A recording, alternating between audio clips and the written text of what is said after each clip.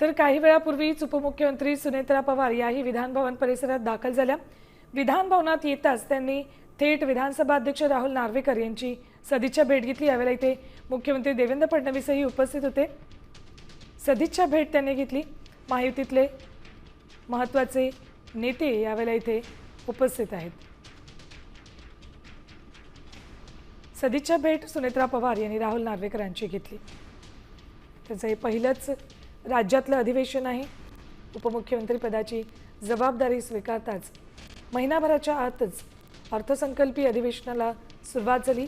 6 मार्चला अर्थसंकल्प सादर केला जाईल। मात्र यावेळचा अर्थसंकल्प अजित पवार नाही तर मुख्यमंत्री देवेंद्र फडणवीस सादर करतील।